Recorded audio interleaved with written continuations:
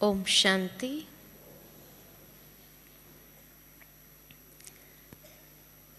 जब से बाबा के हम बनते हैं, एक नया जीवन प्राप्त होता है, तो उस नए जीवन में हर बात में नवीनता अनुभव होने लगती है, जिस कारण निरंतर उड़ने का अभ्यास होने लगता है। वो आरंभ के दिन ऐसे लगता है जैसे कि निरंतर उड़ते रहे, परंतु फिर धीरे धीरे कुछ परिस्थितियां आती है, कुछ परीक्षाएं आने लगती है, कुछ विघ्न आने लगते हैं, और उस विघ्न में जब सफल नहीं हो पाते हैं, परिस्थिति के वश हो जाते हैं या परीक्षाओं में फेल होने लगते हैं, तब लगता है कि ऐसा क्यों हुआ। बाबा ने कुछ समय पहले ही एक मुरली के अंदर वरदान में बहुत सुंदर बात कही थी कि बच्चे, विचार सागर मंथन करने से तुम विघ्न जीत और माया जीत बन सकते हो। उस वक्त ये विचार चला कि अगर विघ्नों को जीतना है, माया जीत बनना है, और उसके लिए सरल तरीका बाबा ने बताया, विचार सागर मंथन करो। तब ये विचार चलते चलते यही आया कि इतनी ऊंची स्थिति अगर बन जाती है व्यक्ति की, तो इस प्रक्रिया के अंदर भी बहुत शक्ति है। तो ये शक्ति को क्यों नहीं जीवन में अपना लिया जाए। बाबा कई बार हम बच्चों को मुरली के अंदर ये बात कहते हैं कि बच्चों की ज्ञान मार्ग में 3 अवस्थाएं होती है। एक होता है सुनना, दूसरा होता है समाना, और तीसरा होता है स्वरूप बनना। विचार सागर मंथन करने के लिए सबसे पहले जो कदम है वो है सुनना। बाबा जो बातें हमें सुनाता है उसको हमें कैसे सुनना चाहिए, क्योंकि ये 3 स्टेजेस के आधार पर ही व्यक्ति जीवन के अंदर उन्नति को प्राप्त करता है। तो सुनना कैसे चाहिए, उसको समाने के लिए क्या करना चाहिए, और स्वरूप बनकर के क्या फायदा होगा, इन बातों के ऊपर आज का कुछ विचार सागर मंथन किया हुआ आपके सामने रखना चाहती हूँ। एक कहानी याद आती है कि एक बार, आप लोग ने सुनी भी होगी, कि एक बार एक खिलौना बेचने वाला था। बहुत सारे खिलौने थे उसके पास। बेचते बेचते दिन के अंत में और सब खिलौने तो उसके बिक गए, लेकिन 3 गुड़ियाएं रह गई। वो तीनों गुड़िया दिखने में एक जैसी ही थी, लेकिन तीनों के भाव अलग अलग थे। तो जब तीनों गुड़िया उसने रखी थी, अंतिम उसके खिलौने में यही 3 गुड़ियाएं थी, एक बहुत ही बड़ा व्यक्ति वहां से गुजर रहा था। वो खिलौने बेचने वाले की आवाज सुन करके पता नहीं वो आकर्षित हुआ कि ये 3 गुड़ियाएं ले लो।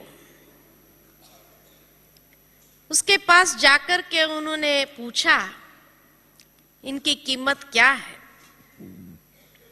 तब वो खिलौने बेचने वाला कहता है कि ये पहली गुड़िया जो है उसकी कीमत 10 रुपया है, ये दूसरी गुड़िया की कीमत 100 रुपया है और ये तीसरी गुड़िया की कीमत 1000 रुपया है। तो वो बड़े आदमी ने कहा दिखने में तो एक जैसी है, तीनों का रूप रंग नक्शा सब कुछ एक जैसा ही है, फिर भाव में इतना अंतर क्यों आ गया। तो वो खिलौने बेचने वाले ने दर्शाया कि इसमें समानता हर एक बात में है, लेकिन जो भिन्नता है वो कौन सी है। तो एक तार डाला पतला सा, एक गुड़िया के कान से डाला जो पहले वाली थी, दूसरे कान से वो निकल जाता था, सुराख था पूरा ही। वो 10 रुपए की थी। दूसरी गुड़िया के कान से वो तार डाला, वो मुख से निकलता था, और तीसरी गुड़िया के अंदर वो तार डाला, वो कहीं से भी नहीं निकला, अंदर चला गया। तो कहा ये पहली गुड़िया जो है वो आज के कई इंसानों की तरह है जो एक कान से सुनते हैं दूसरे कान से निकाल देते हैं, यानी वो सुनना भी नहीं जानते हैं कि कैसे सुनना चाहिए। ये दूसरी गुड़िया जो है सुनती है और कुछ वर्णन करती है। कुछ लोग ऐसे भी हैं जो ज्ञान की बातें सुनते हैं और वर्णन करते हैं, अर्थात उन्होंने कुछ समझा है और उस बात को समझते हुए उन्होंने वर्णन किया है। और तीसरी गुड़िया है जिसके अंदर वो चला जाता है, अर्थात वो स्वरूप बन जाती है। तो बाबा के बच्चे भी ये 3 क्वालिटी के हैं। पहले वाले जो सुनते हैं, नियम पूर्वक हर रोज मुरली क्लास में बैठ जाते हैं और नियमित रूप से हर बात सुनते हैं, नोट करते हैं, लेकिन वास्तव में सुनना भी कैसे चाहिए, क्योंकि सुनने के बाद जब बाहर निकलते हैं और उनसे पूछो आज बाबा ने क्या सुनाया, तो कहेंगे बहुत अच्छी मुरली थी आज। क्या सुनाया? कहेंगे बहुत अच्छी मुरली थी, आप पढ़ लो या आप भी सुन के आओ। यानी एक पॉइंट भी उन्हें याद नहीं रहती है कि आज बाबा ने हमें क्या सुनाया। अच्छा लगा उनको, लेकिन याद नहीं आता है, एक पॉइंट भी रिपीट नहीं कर पाते हैं। उसका कारण है कि सिर्फ कन रस के आधार पर सुना, लेकिन यथार्थ सुनने की विधि के आधार पर नहीं सुना। अब सुनना है तो कैसे सुनना है? बाबा की मुरली जब आरंभ होती है तो बाबा शुरू करते ही है मीठे बच्चे। मीठे बच्चे से बाबा आरंभ करता है। सारी मुरली चलती है और अंत में बाबा जब याद प्यार देते हैं तब भी बाबा कहते हैं मीठे मीठे सिकिलदे बच्चे। मीठे बच्चे से आरंभ की, मीठे बच्चे से समाप्त किया। उसके बीच में सारी मुरली है, सारी शिक्षाएं। अर्थात सुनना है तो कैसे सुनना है, कैसे सुनना चाहिए, कैसे सुनना चाहिए? अर्थात सुनो तो बच्चे बन करके सुनो। पढ़ाई की अवस्था बचपन की होती है। बचपन माना प्योरिटी, एक इनोसेंट स्टेज होती है, निर्दोष उसको कहते हैं। एक निर्दोष अवस्था, एक प्योर अवस्था। तो जब हम मुरली सुने तो बच्चे बन जाए, अर्थात ये कॉन्शियसनेस न रहे कि मैं फलाना फलाना, जो बाबा ने कल कहा मैंपन, वो आरंभ में ही समाप्त हो जाना चाहिए। मुरली सुनने वक्त मीठे बच्चे बन जाओ, निर्दोष अवस्था में स्थित हो जाओ कि उस वक्त मुरली सुनते समय ये अंदर में नहीं चलना चाहिए कि ये पॉइंट फलाने के लिए है, ये है दोष, कि फलाने व्यक्ति के दोष आपकी स्मृति में रहे, इसलिए जैसे ही मुरली के अंदर वो बात आई, आप आगे पीछे देखना आरंभ करते हैं वो व्यक्ति बैठा है कि नहीं बैठा है। कई बार कई जगह पर ये देखने को मिलते हैं। अब जब आगे पीछे देखना आरंभ करते हैं कि फलाना व्यक्ति बैठा है कि नहीं बैठा है, तो माना आज की मुरली मेरे लिए नहीं है ना, इसलिए उसको अंदर धारण नहीं कर सकते, और इसलिए वो मुरली की पॉइंट्स याद भी नहीं रहती है। वो निर्दोष अवस्था नहीं हुई, वो अभिमान वाली अवस्था हुई। कल बाबा ने जो कहा कि इतने निर्मल अवस्था हो हमारी मुरली सुनते समय, निर्मल माना प्योर अवस्था, जिसके अंदर कोई दोष नहीं हो, ऐसी अवस्था जब मन की हो और मुरली सुने तो हर चीज अंदर ग्रहण होती जाएगी, अंदर उतरने लगेगी, और उस दिन की मुरली आप देखो पूरी जैसे अपने अंदर समा जाती है। तो सबसे पहली विधि है बच्चे बनकर के सुनो। दूसरी बात है कि जो बाबा कहते हैं आत्म स्थिति में स्थित होकर के सुने। मैं आत्मा हूं, ये स्मृति इतनी इमर्ज रूप में रहे और उस मुरली को हम सुनते जाए।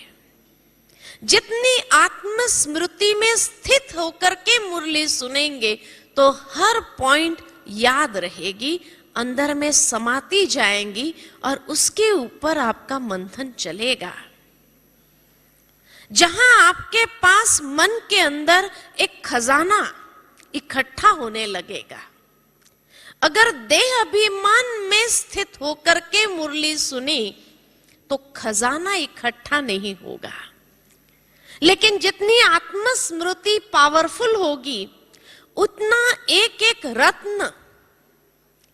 रत्न खजाने के अंदर जमा होता जाएगा।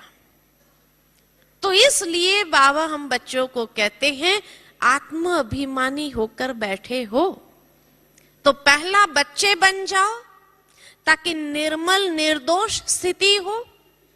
दूसरा आत्म स्थिति हो तो हमारे बुद्धि रूपी बर्तन इतना स्वच्छ हो जाएगा कि जिसके अंदर एक एक रत्न को हम अच्छी तरह समा सकेंगे।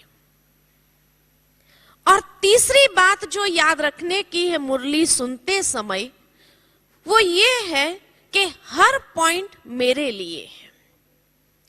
आज की बाबा की मुरली मेरे लिए है, और जब हर एक पॉइंट खुद के लिए हम लेते जाते हैं तो वो हमारे पास जमा के खाते को बढ़ाएगा। याद आता है मुझे हिस्ट्री में और कुछ बातों के आधार पर ये जानने को मिला था कि कहा जाता है कि जब स्वतंत्रता के लिए लड़ाई चल रही थी भारत में, उस समय पंडित जवाहरलाल नेहरू जी को जेल में रखा था और जेल से हर रोज एक पत्र इंदिरा के नाम जाता था। और जब एक पत्र हर रोज जाता था, उसके अंदर, उस पत्र के अंदर क्या लिखा होता था, तो उस पत्र के माध्यम से इंदिरा जी को पूरा पॉलिटिक्स सिखाया गया। और वो पॉलिटिक्स जो उन्होंने उन पत्रों से सीखा, जिस कारण से इंदिरा जी इतनी पावरफुल लेडी हो गई कि पॉलिटिक्स के विषय में दुनिया में कोई उसको हरा नहीं सका। बाबा भी हम बच्चों को जब कहते हैं, बच्चे मैं रोज तुम्हारे नाम एक पत्र भेजता हूं, और 4 पेज का वो पत्र है, और वो पत्र मेरे नाम पर है, और उन पत्र के अंदर भविष्य नई दुनिया को चलाने की सारी विधि, किस प्रकार नई दुनिया की राजधानी को प्राप्त करना है, उसकी सारी धारणाएं, शिक्षाएं उन मुरली के अंदर समाई हुई है, उस 4 पेज के पत्र के अंदर समाया हुआ है।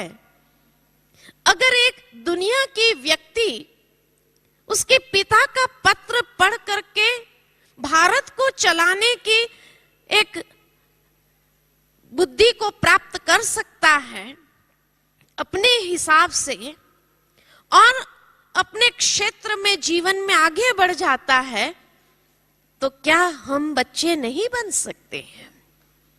तो इसलिए कहा कि हमारे नाम का ये पत्र है, और वो पत्र जब उस एक एक पॉइंट को अपने प्रति उसको लगाते जाएंगे, दूसरे शब्द में अगर कहे कि सारी मुरली को पर्सनलाइज करते जाए कि ये मुरली मेरे लिए है, और मेरे लिए आज बाबा ने क्या शिक्षा दी, आज के दिन के हिसाब से क्या संकेत दिए, कौन सी सावधानी की बातें मुझे कही गई, तो दिन भर के अंदर जो समस्याएं, विघ्न आते हैं, जो माया की परीक्षा के पेपर आते हैं, उस पर हम विजयी सहज बन जाते हैं। इसलिए बाबा ने कहा कि विचार सागर मंथन करो तो माया जीत, विघ्न जीत बन जाएंगे। इतनी ऊंची स्थिति, निर्विघ्न स्थिति अगर हमारी बन जाती हो, माया जीत स्थिति अगर हमारी बन जाती हो, तो उसमें कितना फायदा है, सोचने की बात है। तो इसलिए ये 3 रीति से मुरली को सुनना है। बच्चे बन जाओ ताकि निर्मल और निर्दोष मन की स्थिति हो। आत्म स्थिति में स्थित होकर के सुनो तो अपने खजाने के अंदर हर रत्न को जमा कर सकते हैं। और ये पत्र मेरे लिए है और किसी के लिए नहीं है। जब अपने साथ उसको पर्सनलाइज करते जाएंगे तो हर बात के गहराई को पकड़ सकेंगे और उससे हमारी बुद्धि का ताला भी खुलता जाएगा। अब जब कहा कि मेरे लिए है तो मुझे सुनना कैसे है? विचारों का तो सागर है और जब विचार सागर मंथन करना है तो एक एक पॉइंट को अपने लिए कैसे लेना चाहिए, तो उसके लिए जो विचार सागर मंथन करना है वो कैसे करें। तो कभी भी देखा जाए तो जीवन के अंदर खुशी की अनुभूति तब होती है, इंसान को संसार के अंदर खुशी की अनुभूति कब होती है? बेहद खुशी, एकदम लाइटनेस आ जाए, ऐसी अनुभूति इंसान को कब होती है कि कोई समस्या का हल मिल जाए उसको। बहुत समय से समस्या चल रही थी और अचानक एक दिन आकर के किसी ने हल बता दिया तो इतनी खुशी होगी कि अरे ये बात मेरे दिमाग में क्यों नहीं आई, इतनी अच्छी बात है ये तो जब कोई समस्या का हल मिल जाता है तब बेहद खुशी का अनुभव होता है। या तो जीवन के अंदर कोई प्राप्ति हो जाती है तब बेहद खुशी का अनुभव होता है। तो बाबा की मुरली के एक एक वर्जन्स जो है वो इतने लाखों के वैल्यू के हैं कि जिससे हमारे जीवन की हर समस्या का हल उसी में से प्राप्त होता है। लेकिन अगर यथार्थ विधि से सुनो तो उसमें से हल मिलता जाएगा और तब खुशी होगी। समस्याएं जब होती है तो समस्याएं कैसी होती है? इंसान के सामने कोई भी समस्या आती है तो कैसे आती है? या तो हमारी समस्या व्यवहार से संबंधित होती है या तो हमारी समस्या स्वयं के पुरुषार्थ से संबंधित होती है। माना व्यवहार के संबंध में कैसे कि जब व्यक्ति के संबंध संपर्क में हम आते हैं तो संबंध संपर्क में जो व्यवहार गलत हो जाता है उस गलत व्यवहार से ही कोई ना कोई समस्या हमारी खड़ी हो जाती है। या तो हमारे पुरुषार्थ के अंदर कोई ना कोई कमजोरी का प्रयोग हो रहा होता है और जब कमजोरी का प्रयोग होता है तो पुरुषार्थ में रुकावट आती है, तो वो पुरुषार्थ में रुकावट एक समस्या बन जाती है। तो ये दो कारण से समस्याएं आती है, या तो संबंध संपर्क में व्यवहार में समस्या आती है या तो पुरुषार्थ के मार्ग में कोई ना कोई कमजोरी का प्रयोग हुआ तो कहेंगे माया आ गई, और माया आ गई तो ये समस्या मेरे सामने पुरुषार्थ से को लेकर के है। तो ये दो बातों से ही समस्याएं आती हैं। तो व्यवहार के अंदर उसका एप्लीकेशन कैसे करना है?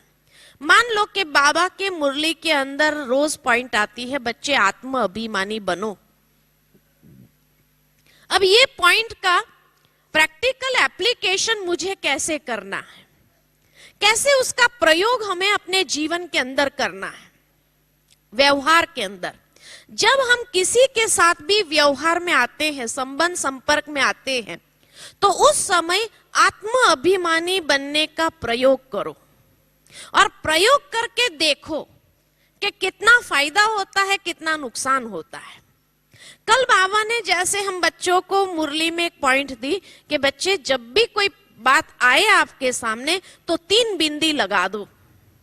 अब ये पॉइंट का प्रैक्टिकल एप्लीकेशन करके देखो कि जहां जहां आपके संबंध में व्यवहार में कुछ उलट पुलट हुआ है तो 3 बिंदी को अप्लाई करके तो देखो क्या होता है, और अप्लाई करके देखेंगे तो आपको उसका रिजल्ट मिलेगा।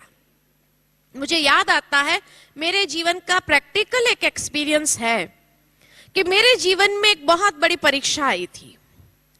उस समय पता नहीं अचानक संकल्प विकल्पों का तूफान चलने लगा, लेकिन उसी दिन सुबह की मुरली के अंदर बाबा ने कहा कि बच्चे ड्रामा की बिंदी लगाओ।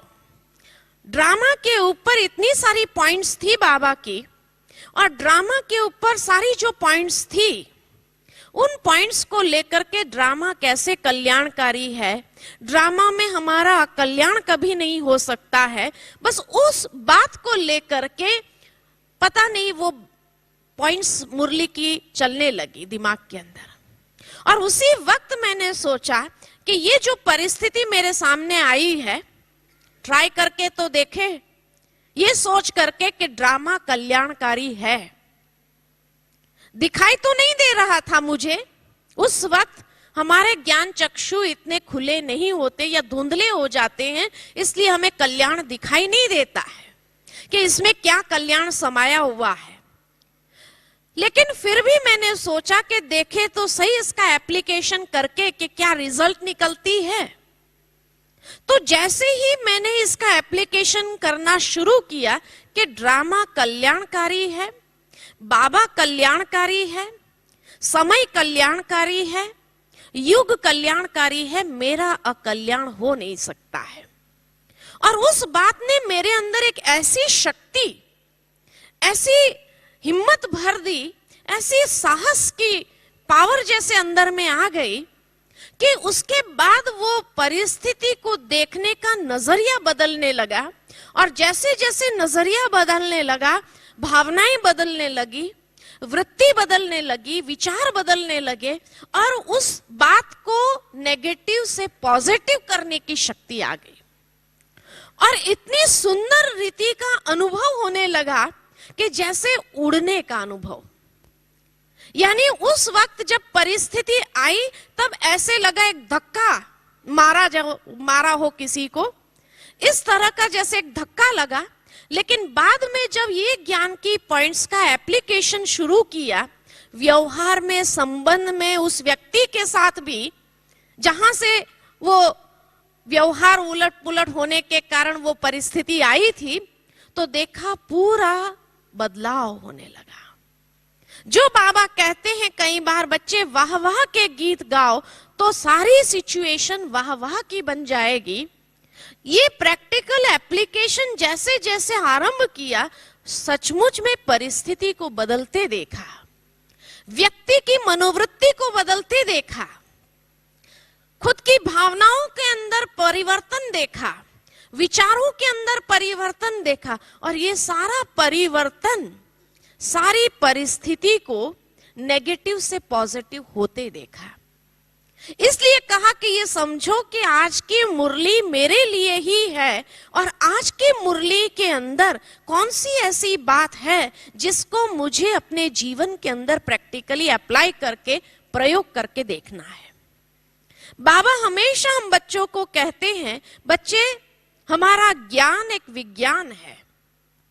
विज्ञान क्यों कहते हैं बाबा? विज्ञान माना जहां प्रयोग होते हैं। तो जहां पर हर मुरली की पॉइंट्स का प्रैक्टिकल प्रयोग करके देखो, एक ऐसा अनुभव मिलेगा जो अनुभव आपके जीवन के अंदर आपको अथॉरिटी बना देगा। और जब भी आप किसी से वो अनुभव शेयर करेंगे तो एक ऐसी अथॉरिटी स्वयं के अंदर अनुभव करेंगे और सामने वाले व्यक्ति के अंदर शंका की कोई गुंजाइश नहीं रहेगी, क्योंकि आपके अथॉरिटी के बोल उसके लिए जैसे एक शक्ति बन जाती है कि अगर ये व्यक्ति इतनी अथॉरिटी से बोल रहा है, इसका मतलब इसने प्रयोग किया है।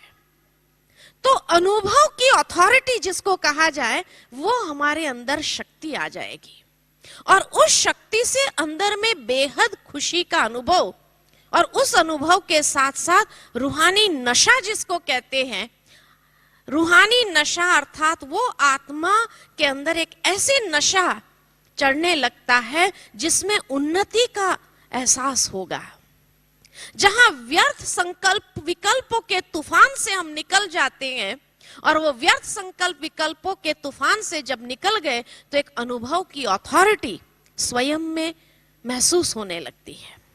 तो ये सर्वोच्च प्राप्ति है जीवन के अंदर, क्योंकि ये प्राप्ति जिसको हो गई उसके सामने फिर कोई परिस्थिति, कोई परीक्षा महसूस नहीं होती है।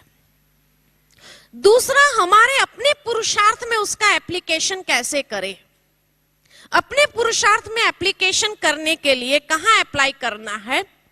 तो हमारे जीवन के, इस ब्राह्मण जीवन के स्टडी के 4 सब्जेक्ट्स हैं, ज्ञान, योग, धारणा और सेवा। ये चारों सब्जेक्ट में, क्योंकि ये 4 सब्जेक्ट में जो कुछ भी हम करते हैं वो हमारा पुरुषार्थ हो जाता है पॉजिटिवली। और जब पुरुषार्थ करते हैं तो उसमें पास होने का अनुभव होता है। और ये चारों सब्जेक्ट में अगर उसको प्रयोग नहीं किया तो फेल होने का अनुभव होता है। वहां पास होने का अनुभव होता है, वहां फेल होने का अनुभव होता है। कल जो बाबा ने मुरली में कहा, बच्चे पास विथ ऑनर बनना है तुम्हें, और पास विथ ऑनर होने के लिए जो बातें आती है उसको पास करने की विधि है कि उसको परिवर्तन करते जाओ एप्लीकेशन से। और दूसरा, पास होने के लिए ये चारों सब्जेक्ट में उस पॉइंट को अप्लाई करके देखो। आत्म अभिमानी की ही पॉइंट है मान लो, उसका प्रैक्टिकल एप्लीकेशन ज्ञान के सब्जेक्ट में कैसे करें। ज्ञान का खजाना जो हमें मिला है उसको हम कैसे आत्म अभिमानी बनकर के प्रयोग करें। दूसरा, योग की स्टेज को बढ़ाने के लिए आत्म अभिमानी बेस हो जाता है। तो आत्म अभिमानी स्थिति में स्थित होंगे तो योग की स्टेज में भी हमारी वृद्धि होगी, अवस्था हमारी अच्छी बनेगी। तीसरा, धारणा के लिए भी कोई भी बात की धारणा करनी हो, जितना आत्म अभिमानी बनकर के उस बात को धारण करने का प्रयत्न करेंगे तो हमारी धारणा की शक्ति भी पावरफुल हो जाएगी। और सेवा के समय भी जितना आत्म स्थिति में स्थित होकर के आत्म अभिमानी बन करके दूसरों को भी आत्म स्वरूप में देखते हैं तो सेवा का रिजल्ट भी अच्छा ही मिलना है। तो स्वयं के पुरुषार्थ में चारों ही सब्जेक्ट में वो पॉइंट को प्रैक्टिकली अप्लाई कैसे किया जाए, और जब वो प्रैक्टिकली अप्लाई करते जाते हैं तो चारों ही सब्जेक्ट में हमको मार्क्स मिलने लगती है, और ये है पास होने की एक विधि। तो इस तरीके से स्वयं के पुरुषार्थ में चारों सब्जेक्ट में उसको कैसे अप्लाई करते हुए चलना है, ये भी बाबा हमें बताता है।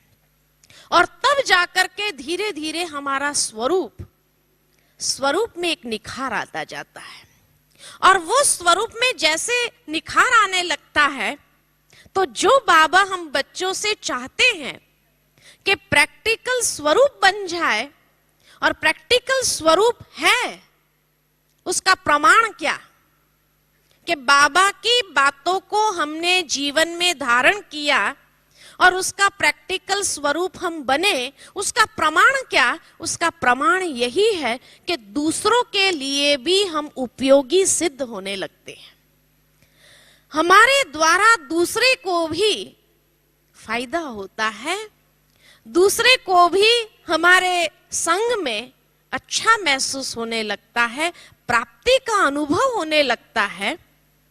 तो ये है प्रमाण कि हमारी उपयोगिता बढ़ जाती है। एक कहानी याद आती है कि जो मैंने पहले भी कहा कि कैसे हमारा जमा का खाता उससे बढ़ता है, तो उसके लिए एक बहुत सुंदर कहानी याद आती है कि एक बार एक राजा थे और इसको 3 राजकुमार थे। अब तीनों राजकुमार बहुत अच्छे थे हर रीति से, लेकिन अभी किसको राजा बनाना है तो उसका फैसला प्रजा ही करे, ये सोचा राजा ने। उसके लिए हर राजकुमार को बुलाकर उन्होंने कहा, हम आपको हर रोज सुबह सुबह में 84,600 रुपया देंगे, 84,600 रुपया, और सारे दिन में आपको यूज कर देना है, जैसे भी यूज करना चाहो यूज कर देना है, क्योंकि दिन के अंत में 24 घंटे के बाद जितने भी बचे होंगे उसको जला दिया जाएगा। वो नहीं यूज किया तो आपका बैड लक, इसलिए आपको 24 घंटे में उसको कंप्लीट कर देना है, खत्म कर देना है। तो पहले राजकुमार ने सोचा अब इतने सारे रुपए मिल रहे हैं तो कैसे यूज करे उसको। तो उसने मौज मस्ती, दोस्तों, महफिलें सजाना शुरू किया, लोगों को पार्टियां देना आरंभ किया, और इस तरह से अय्याशी में वो रुपए खर्च करना, उड़ाना शुरू कर दिया। दूसरे राजकुमार ने सोचा अय्याशी में क्यों उड़ाए, क्योंकि पहले राजकुमार ने सोचा ये जीवन मौज मस्ती का है, उसको आनंद से पूरा करो, बस यही जीवन का लक्ष्य है। दूसरे राजकुमार ने सोचा कि नहीं, इसको कहीं बिजनेस में इन्वेस्ट करना चाहिए। तो उसने वो पैसे से जमीनें खरीदना शुरू किया, प्रॉपर्टी खरीदना शुरू किया, कुछ बड़ी बड़ी मशीनरी खरीदना शुरू किया। भाई एक दिन में इतना पैसा यूज करना है, तो जब उसके बड़ी इन्वेस्टमेंट में अगर डालेंगे तभी तो वो खत्म होंगे, नहीं तो जल जाने हैं बाद में। तो इन्वेस्ट करता गया, खरीदता रहा, बिजनेस में इस प्रकार इन्वेस्ट करता रहा कि बाद में भी मुझे उसका मिले कुछ, ये भावना। तीसरे राजकुमार ने सोचा अब इसको यूज कैसे करूं, इतने सारे रुपए हैं।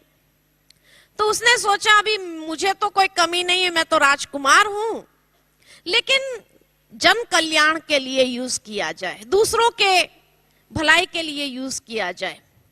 तो कहीं लोगों के लिए मकान बनाना शुरू किया, व्यवस्थाएं ठीक करने के लिए वो पैसे को खर्च करना शुरू किया, साथ ही साथ कहीं उपयोगी साधन बना करके देने का उसने फैसला किया कि जनता का पैसा है, जनता के लिए यूज हो। और इस तरह से सेवा कार्य में उसने यूज करना शुरू किया। 1 महीने के बाद तीनों राजकुमार सामने आए और उनके रिजल्ट भी प्रजा के सामने थे। प्रजा को सामने बुलाया और कहा, अब आप फैसला करिए कि ये तीनों राजकुमार में से आपको कौन सा राजकुमार अपने राजा के रूप में चाहिए। सभी ने किसको पसंद किया होगा? हाँ, तीसरे राजकुमार को। भाई पहला राजकुमार तो अय्याशी कर रहा है, दूसरा राजकुमार तो हमारा पैसा लेकर के खुद की बैंक बैलेंस बढ़ा रहा है, और तीसरा राजकुमार ये जन कल्याण के लिए। तो जिसकी उपयोगिता दूसरों के प्रति ज्यादा है, बाबा भी कहता है कि वही भविष्य का राजकर्ता बन सकता है।